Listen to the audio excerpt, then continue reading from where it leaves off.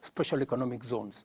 Again, these will become engines of exports because we have to grow our exports. We need to stem imports into Kenya, but we need to increase more exports so that we can get more revenue, grow jobs locally. And you see, my focus is to make sure that we expand the space of people who are working. And it is going to be deliberate. It's going to be difficult, but it must be deliberate. That is why housing is one plank where we're going to create jobs. Agriculture is another space. In the special economic zones and the exports and that space, we're going to grow jobs. The digital space, which I have negotiated with Facebook, I've negotiated with Meta, for us to have digital jobs in Kenya. You already know that the number of people who are working in the digital space, and we are going to export more labor. As I talk to you here, there are people being trained in NYS today for people who are on the space of export of labor. Because we have to have interventions. We have to have, I mean, it is different. They are nurses. There are adverts that the Ministry of Labor goes out to look for them. Mheshimiwa Rais, kuhusiana na ada ya nyumba umeitaja, unafahamu kwamba kuna Wakenya wengi bado hawajaridhia. Licha ya kwamba kuna agizo kutoka mahakamani, na nakumbuka juzi ukiwa kwenye mkutano wa diaspora pia ulisisitiza ukasema kwamba housing levy lazima itekelezwe na kadhalika. Hebu tuelezee, kuna mabadiliko yoyote baada ya mahakama kutoa agizo lake na wewe kuendelea kusukuma kwamba ni sharti Mkenya atozwe hii ada ya nyumba? Mahakama walisema hivi. Mahakama walisema hii ada ni sawa kama Wakenya wote watalipa. Right? That's what they said. They said it should not be discriminatory. Mr. President, they didn't say that. Kuna mkakati they said it is as it is discriminatory. And therefore unconstitutional. No, you interpret it. The problem of unconstitutional was made by the media. No, they said it's null and void. So if it is unconstitutional, why did the court say we should continue to collect? Because there's an application for stay orders. How do we continue? No, how do we continue to do unconstitutionality? No, Mr. President, at least we can agree on what the court said. Yes. And the court said that we've looked at everything and we arrive at the decision that this is discriminatory. Because of that, it doesn't agree with the constitutional Article 10 on governance. And therefore it is null and void. No. Kingine ambacho labda Mheshimiwa Rais nikuongezee, ilisema mahakama.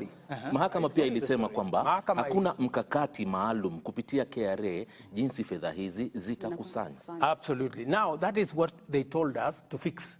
And that is why we now have a law in Parliament. What the court said there are institutions that are not paying. There are groups that are not paying, that are not paying in the current setup. And we have said we are expanding the net of the payers. It will give us actually more money so that we can do more houses, which is a very positive thing that the court has done. And they have said, establish a mechanism how this money will be used. We have put a mechanism in law how it's going to be used. Let me tell you, good people, you know, we can argue about this or that or the other. My question is, do we have a problem of housing in Kenya? Yes. Do we have a problem of jobs in Kenya? Yes.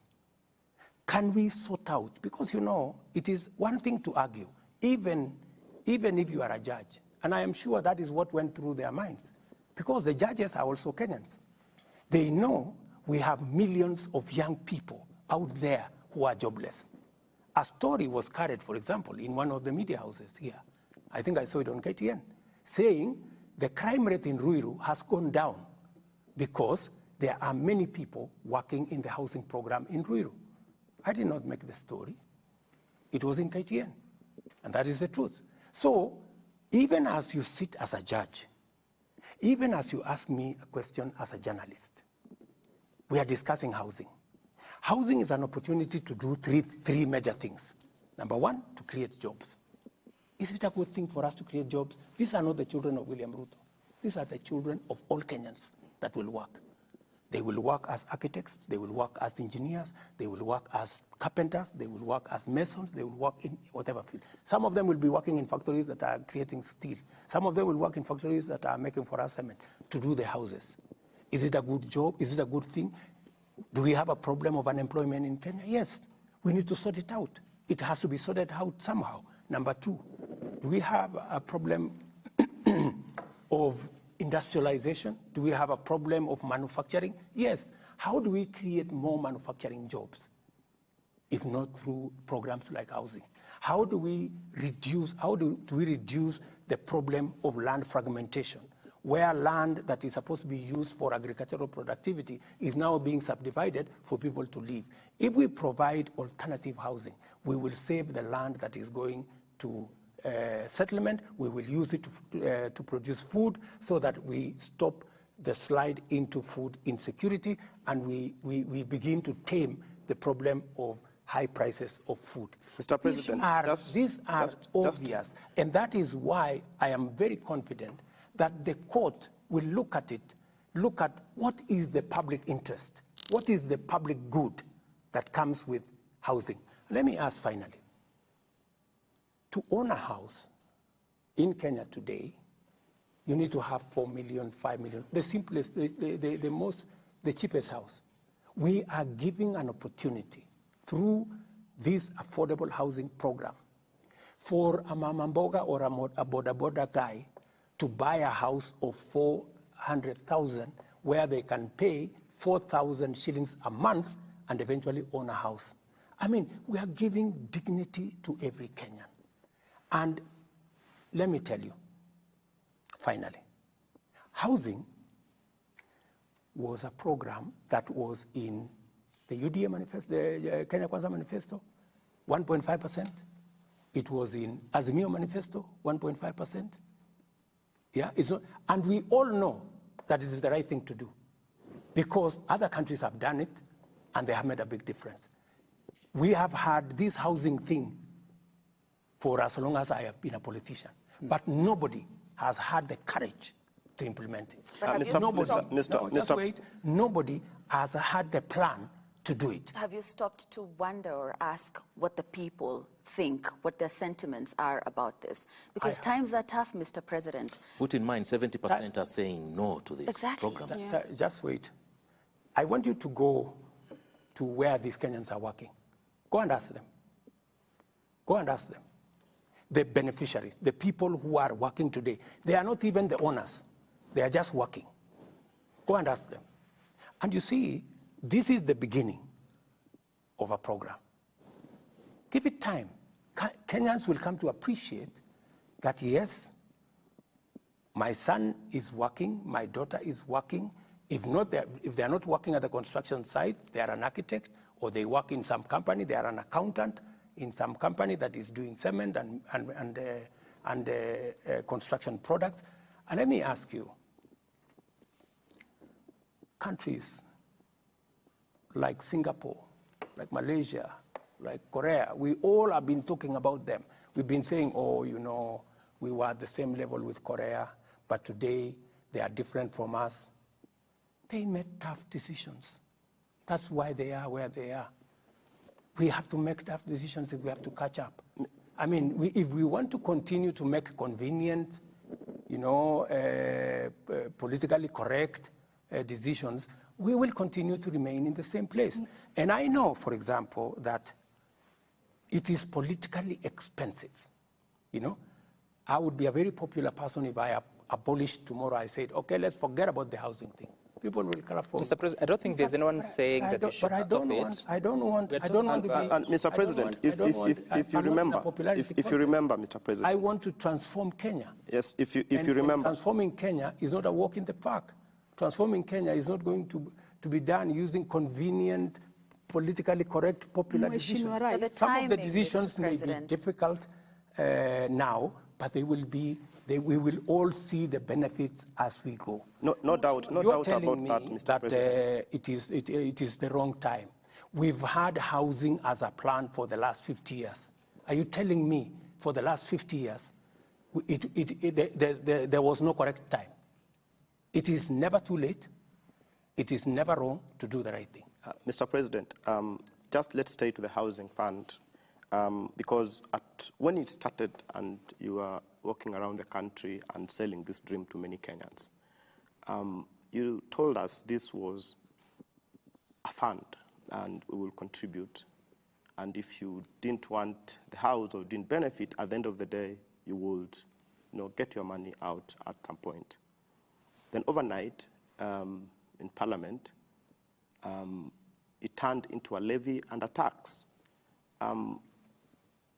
What really changed and what caused you to move from a fund, which was really, really contributory, to this discriminatory fund that even the court has found to be? And does this mean that this plan changed overnight, or what really happened to cause you to make these changes? And just to stay on that point, was it necessary that we would start all these funds together in terms of, was it a must that you start the housing fund? You are here fighting the fire of housing. Again, you start the health crisis. Before this is done, even it's off, you are dealing with the taxation, And because of that, nearly every government agency is now waking up with taxes. So you find, levies going up by 3,900%. You find even pets now they're going to be taxed. And Kenyans are wondering, what has happened? Do you feel that you're out of touch with the people that you lead? Because then it will explain some of the decisions that you're doing. Thank you very much for asking that question. Let's start with the levy. I proposed a fund. Yeah? There is a principle in Kenya today called public participation. It went to public participation. And Parliament, when coming from public participation, came and said it should instead be a levy, right? And as president,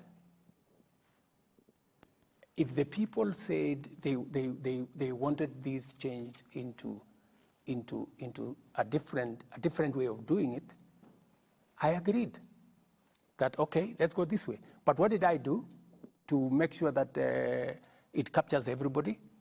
We changed the design of the whole delivery of the housing so that now we have social housing for the people at the bottom of the pyramid. We'll pay 4,000 or 5,000 shillings and get a house.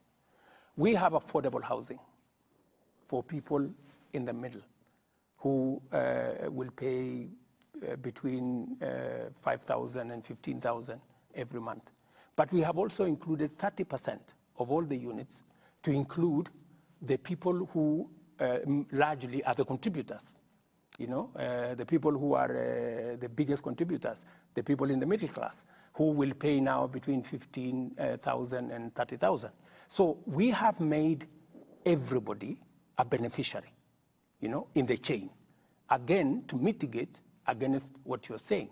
And what have we done? Mortgage today is around 17%. What we have done is that we have now reduced the mortgage. We are using the fund to mitigate the mortgage that you pay.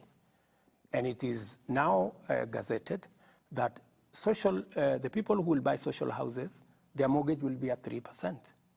The people who will buy affordable houses, their mortgage will be at 6%. And the people who will be buying the market houses, we will reduce their mortgage by half. Even you. Instead of paying 18, 17, 18%, you will now have an opportunity to pay at 7%. So that way, we have carried everybody, making sure that everybody who is paying has a chance to own a house. And that is how we are delivering. Mr. President, on the question of accountability, because it is good that you highlight what happened at the public participation, and you say that Kenyans said they don't want it as it was structured at that time. You also attribute responsibility to Parliament that they decided it should be a levy. then you say, yourself you say, let us change how it works. So I see a bit of distribution of responsibility. But did Kenyans tell you they wanted to be a levy or a tax? What Kenyans told me is that they want jobs. Yeah? On that particular question, Kenyans the participation was on the housing levy, you, Mr. President. But you know, when Kenyans tell you they want jobs, it is you as a leader to figure out where those jobs are going to come from. And so you presented a housing levy in the finance bill of 2023. I presented to the people of Kenya housing, and I told them I am going to create jobs using this housing. And they agreed with me. And I have created jobs using housing. The mechanism of delivery could be this way or that way. Did I make a commitment to the people of Kenya that I'm going to implement housing? Yes. Did I tell them we will create jobs using housing? Yes. Have I implemented the program on housing? Yes. Have I created jobs using housing? Yes. That you did and you are doing. And you see, Mr. President, sorry for this, but Mr. President, you are saying that you promised all those things and you are doing.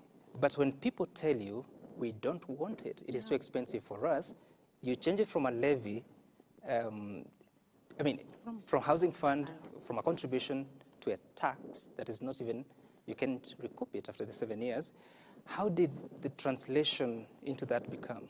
You see, Sam, you know, you're splitting hairs. I'm not splitting. Yes, you are. Because what you are saying, you're trying to find fault. What is the greater good? What is the national interest? I mean, to you, does creating 120,000 jobs register anything good? It is a good thing, but I'm asking you about public participation That's making sure that an ordinary person who would otherwise never have a chance to own a home, now they have a chance to own a home. Does that make sense to anybody? Yes, it does. And the so you see, if you pass an exam with 80%, it's an A, my brother. It may not be 100% what I wanted, but it is 80% what I wanted. It is doing 80% of the job. Surely give me some marks. Mr. President, the question is at what cost? At what cost? At what cost, Mr. President? Because granted, the people told you they need jobs. This means they do not have the jobs.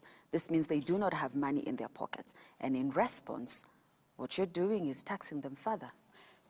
But let me ask you, my dear sister, the people who are working today did not have a job, right? Those are the people in the street. They didn't have a job. The people who have a job have had to pay 1.5%.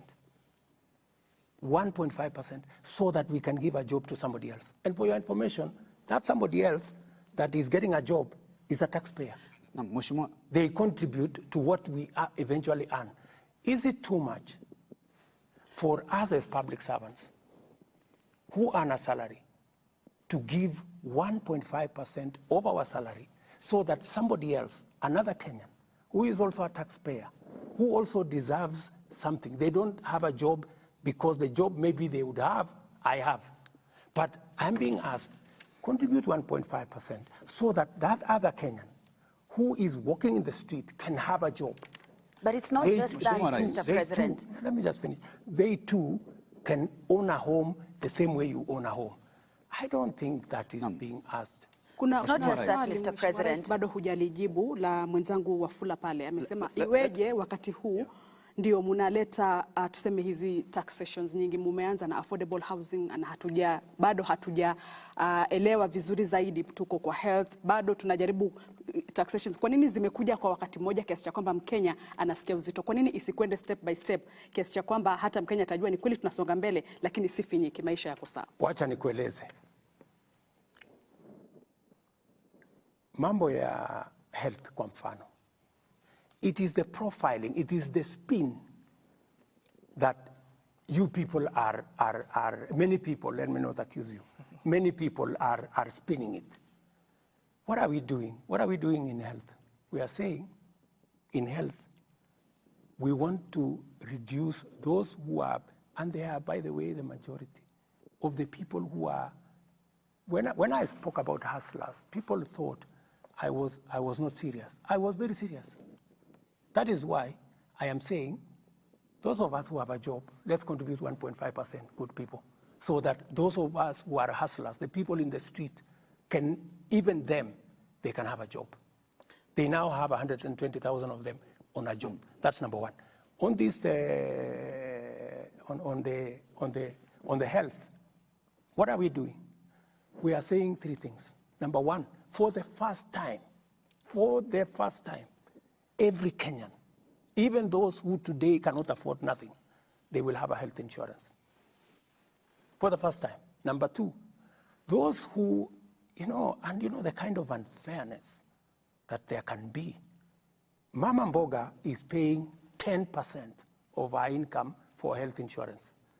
William Ruto, the president of Kenya, is paying 0.001%. Why?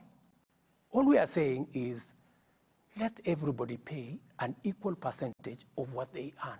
Is that too much to ask? What will happen?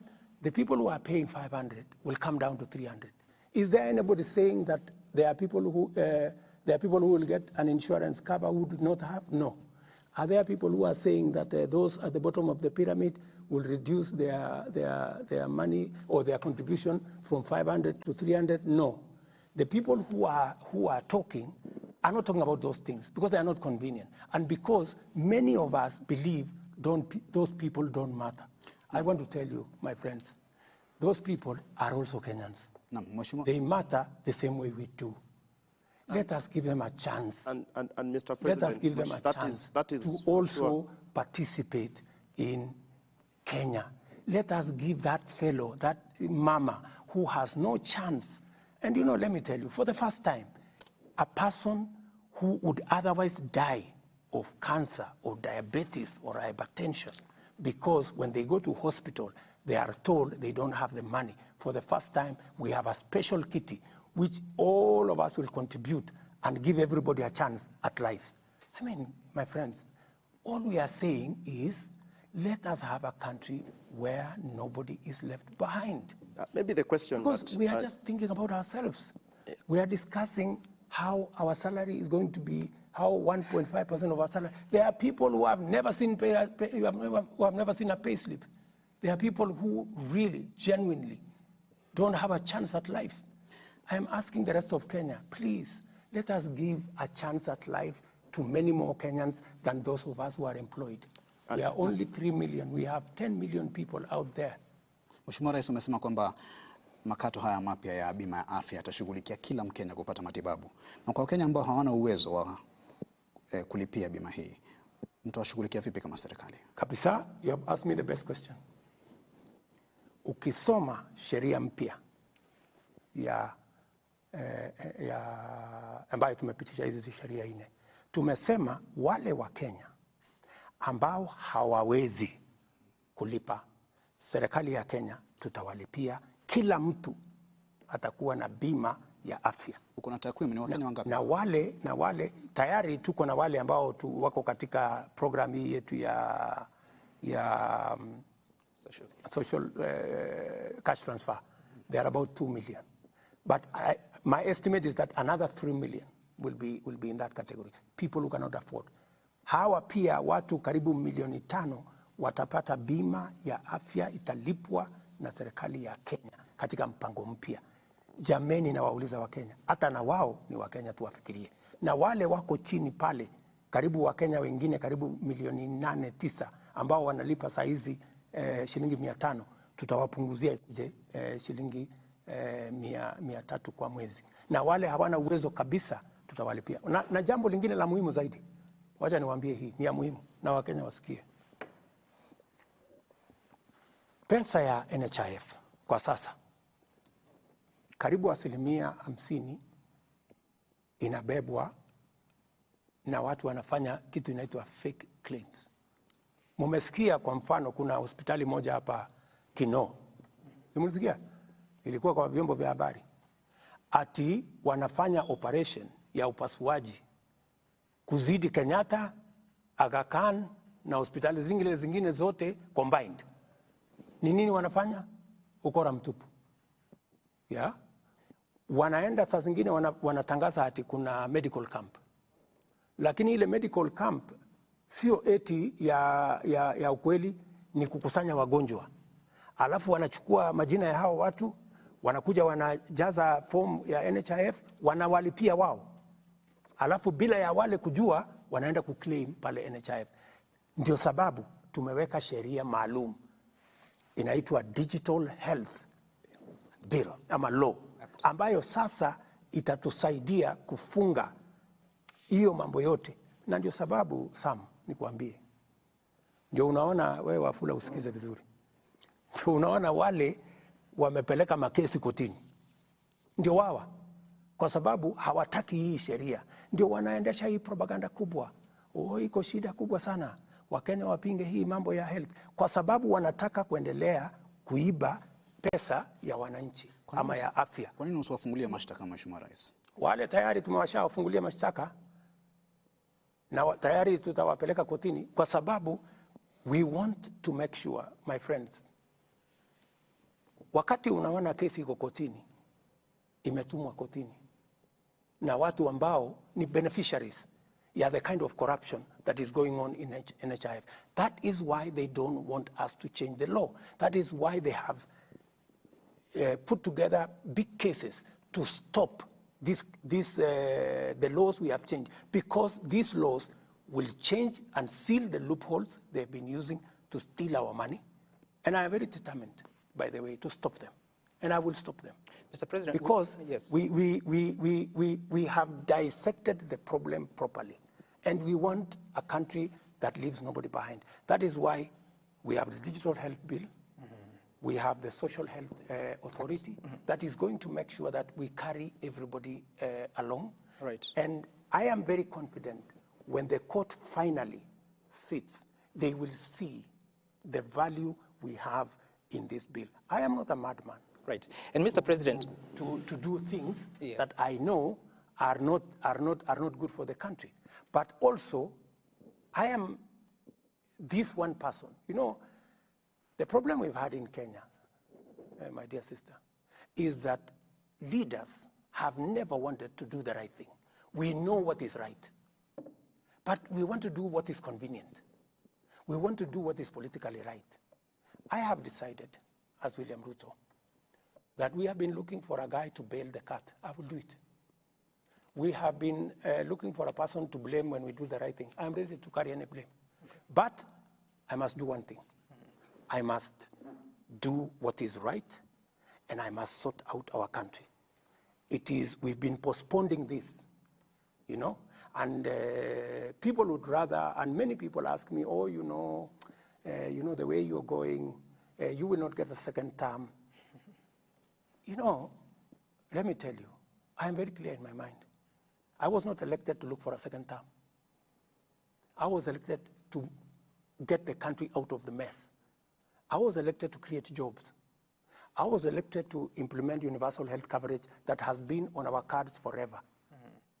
I intend to do precisely that. Right. Many people, including my friends who are religious leaders, they have told me, oh, you see, you know, even though you said this, you must not do it, you know. That is what even the opposition is, they wrote in their manifesto, the housing, but now when it comes to implement it, they don't want to do it because they want us to continue the same thing, to lie to the people. We are going to do this. When you don't mean it, we're going to do this. Mr. President, for the first time, yes. I meant everything that I wrote in that manifesto. Right. And I have every intention to make sure that I implement it because I know finally the people of Kenya will know that I did the right thing and they will reward me accordingly. Sam, maybe just a question that still remains. Just a moment, yeah? Yes. Because we need to transition in the next few minutes to the question of corruption and the war against it. Yeah.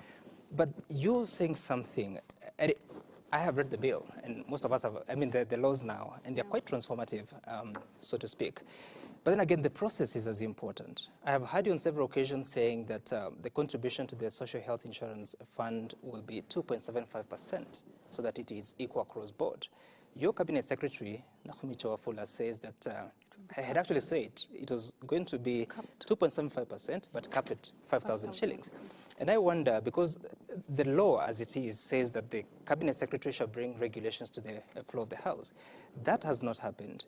You are speaking about 2.75% without a cap. USCS is saying with a cap. We have had the experience of rates being proposed. Just hold on. I didn't tell you that there will be no cap. I told you 2.7% provide equity. What will happen is we are taking the regulations to the public. Yeah, because that's what is required of us. So what is the rate? And many Kenyans, it's 2.57, it's 2.75. Many Kenyans will speak to it. You know, whatever Kenyans will speak to it, they will look at it this way, they will look at it that way. It will go to Parliament. Parliament will speak to it. Finally, the final product will come from public participation. And that is the essence of my question, Mr. President, if I may conclude it. That is the essence of the question, because Kenyans will speak. It will go to the floor of the House. They spoke on housing levy. It went to the floor of the House. It was changed, totally different from what was taken to the people. How shall we trust the process? You know, that's what democracy is all about. You know, many people actually have told me, what you're trying to do in Kenya is not possible. Because many countries that are democratic, you cannot do this. For you to do this, you have to be like country X, where the president says, and it's final. You know, that is what happened in other countries. I don't want to mention countries. Yeah, this only happens in countries that are not democratic. But I'm telling them, I will persuade the people of Kenya. That's why I'm sitting here. I am sitting here to persuade the people of Kenya, so that because I know what we are doing is not normal. And by the way, it is not that I expected that it was going to be smooth sailing. I knew it was going to be difficult. Because what I am trying to do is transformative. What I am trying to do is to change Kenya. I am challenging the status quo. I am challenging what has always been there, the norms. And that's why even you guys, you look at me and you're wondering. But, you know, that's how we're going to change a country. Changing a country is not a walk in the park. Utahusisha wananchi katika hili swala? Kabisa, si ndio nimekuambia, saa hizi tumepublish regulations. Sasa imeenda bila mabadiliko yoyote kama imeenda kwa wananchi. Na je, hisia za mwananchi utazisikiza ama utazikumbatia? Vile wananchi walibadilisha housing levy, si nilikubali. So ikienda bunge, ikienda kwa wananchi wenyewe waseme. It is not citizens that changed it, it is parliament. It's parliament. You should go and read the public participation report. I read it, and majority of them were opposed to the introduction of it. Read it again, and Parliament took into account the views of the people who went to for public participation. And you see, Parliament is also an independent institution. You want me to dictate to Parliament, and I will not, Sam. You know that's not possible. Mheshimiwa, naomba tuendelee na mjadala sasa katika swala la vita dhidi ya ufisadi. Umekuwa na umetoka kifua mbele, baadhi ya hotuba zako katika kipindi cha wiki moja pia imesisitiza sana swala hili la vita dhidi ya ufisadi. Lakini kwa upande mwingine hizi asasi ambazo zimepewa majukumu ya kutekeleza vita hivi pia ni kana kwamba vinasukumwa huku na kule. Kwa sababu gani? Nitakupatia mfano. Kesi ya Kimarer na Aror hivi majuzi imetaja kuwa hakuna ushahidi wa kutosha. Kulikuwa na jitihada pale za tume ya ufisadi na maadili nchini katika kuhakikisha kwamba wanatengeneza kesi. Je, ina maana kwamba asasi zako kuna baadhi zinalegea katika kutekeleza wajibu wake, kwa mfano afisi ya DPP? Kwanza niliwaambia Wakenya katika serikali yangu hakutakuwa na pesa ya kuibiwa. I think I made that statement. I said there will be no money to be stolen. And many people are wondering what that meant. Because what we are doing now, for example, and I will come back to your question, because we are talking about corruption. Yep. How do we put mechanisms in place to stop theft, corruption, pilferage? And I have told you the greatest enabler that is going to make us overcome the challenge of corruption is through digitization. It is the reason why I embarked on digitizing government services. From 350, now we are at 14,000. We were collecting 60 million on e-citizen every day. Today we are collecting 600 million every day. My plan is that by next year, we should be collecting minimum 2 billion shillings on e-citizen every day. What does that do? It stops the corrupt. It stops people stealing. It stops privilege. And for your information, let me just give you a statistic. KWS, right?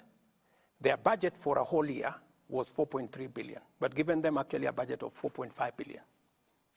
In 6 months, because of e-citizen, in 6 months, they have collected 4.3 billion. Half the year, they have collected what we had, what they had been given as an estimate for the whole year, which means by the end of this year, they will double their collection. I'm just giving you one incident.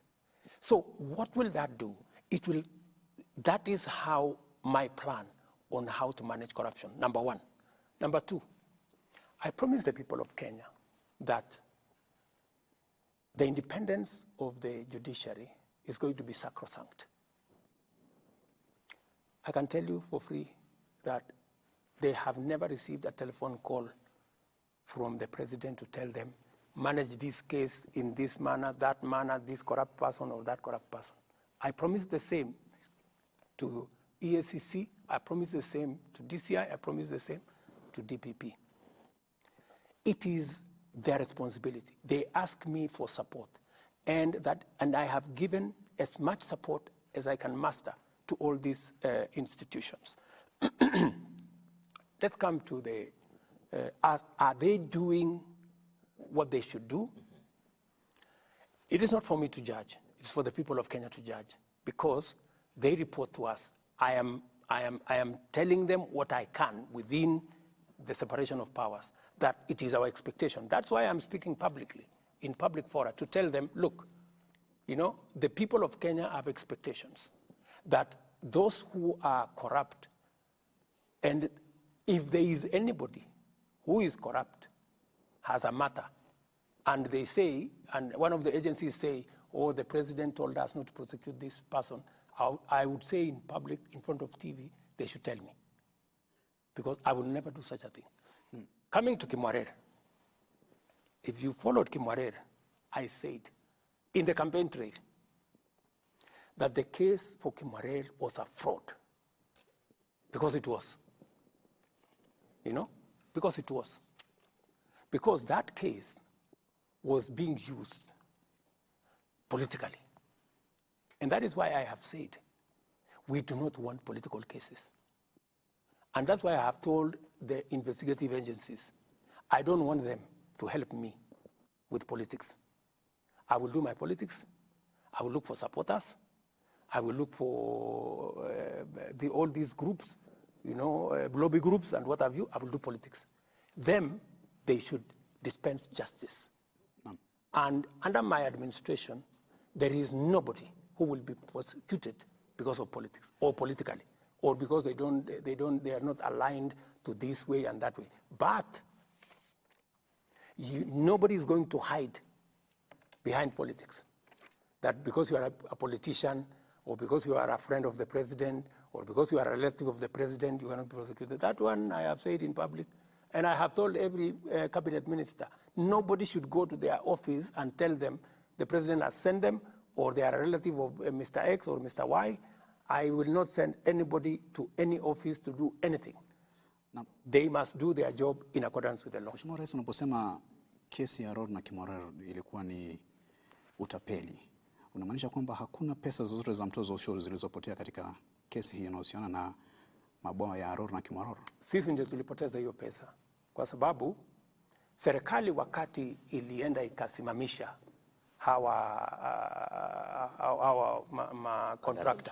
the contractors went to court, right?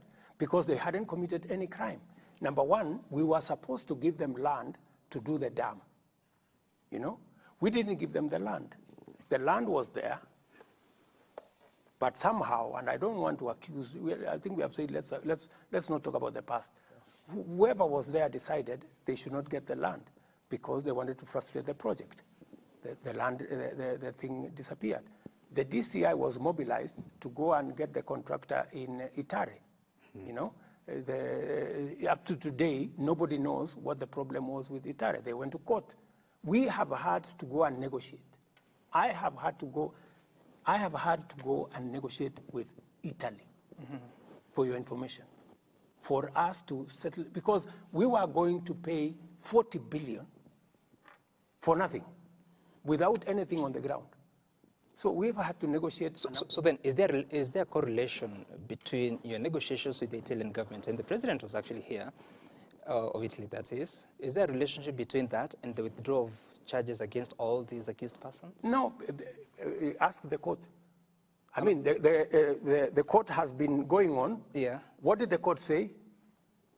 There were no witnesses, because what happened? The court witnesses said this was a prosecution-driven acquittal because there's no longer any cooperation. And the reason I'm asking this question is because you stood at the steps of the front of this building and you said that you have agreed with the president of Italy to withdraw all cases against the farms in Italy, and Italy was also going to withdraw all cases against the government of Kenya. Correct. So I'm asking the question because initially there were several people that had been presented before court. Some of them, I think even the current central bank governor, Kamau Thuge.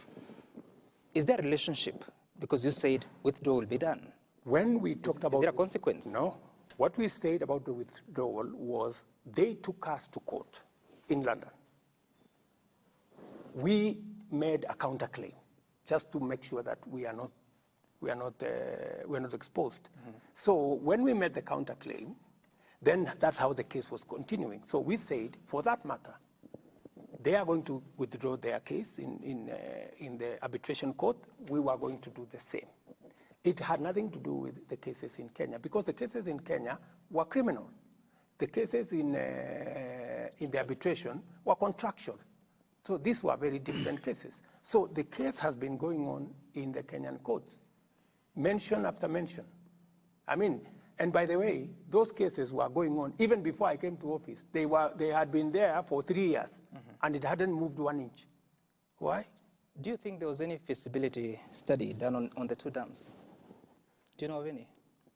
That is now for you to determine. No, I'm asking because, you. I mean, you have all the information, because you know that there was supposed to be a feasibility study. You must be having the information. I don't have the information. You're the president of Kenya. You should be having What's their feasibility study? What I can tell you is that that contract of Kimwaren and Aror was signed with other contracts, similar contracts, in the front of State House here, in the presence of the president then. I wasn't even there. And that's what I'm asking. Those contracts were signed. That's what I'm asking you. Are you aware of any feasibility study for the two? I am aware that the contracts were as legitimate as they were signed. Okay. They were signed before two heads of government at that point in time. So, and if there was any problem with them, it should have come out in court. The reason I'm asking that is because you then, I don't know, should I conclude that you don't have any information of any feasibility study? Because if there was none, then that is contrary to procurement laws. If you know that there was none, I'm asking, I don't know. No, if you don't know, why are you asking? I'm asking you. No, if you don't know, why are you making an assertion on something that you don't know? I've asked you a question. What I can tell you is that, to the best of my knowledge, by the time contracts are progressed to a place where it is signed before a head of state, that those contracts should have met every condition. And your predecessor found there was no feasibility study. If he found out that there was no feasibility study, then he should have prosecuted the matter in the way it should have been. Which happened. People were taken to court. And then where did we end up with the contract? We end up with the government of Kenya. Just on that issue, kindly. And if it went to court for 3 years, why didn't it progress? So we are looking at it even... And the president then was in office. Why didn't it progress for 3 years? If it was as simple as there is no feasibility study, I mean, it should have been an open and shut case. We have seen what the judge has actually said. And you look at a situation whereby the prosecution is literally paralyzed in court. And this is not just even Aror and Kimwarer. I mean, in the last 15 months, we've seen one case after the other collapse in court. And this is keeping Kenyans thinking. Yes, you came in and said at that time corruption was being weaponized. But now there's a feeling that now the law enforcers actually, it's a situation whereby there's protectionism instead of now the exact opposite of what was happening then. What do you tell Kenyans on this, where you find I want to tell the people of Kenya that I will discharge my responsibility in making sure that all independent institutions are appropriately facilitated. In fact, the DPP has sent a request on additional resources to hire more staff so that they can discharge their responsibility well, and I am looking at that request. We have given additional money to the judiciary. I will facilitate, my administration will facilitate all the independent agencies to discharge their responsibility. We will also dispense our responsibility in making sure that the judiciary is independent and doing their job. Yeah? Mm-hmm. That I will do. And I will make sure that nobody hides under the presidency, the government, friendship, in any anybody must be taken to court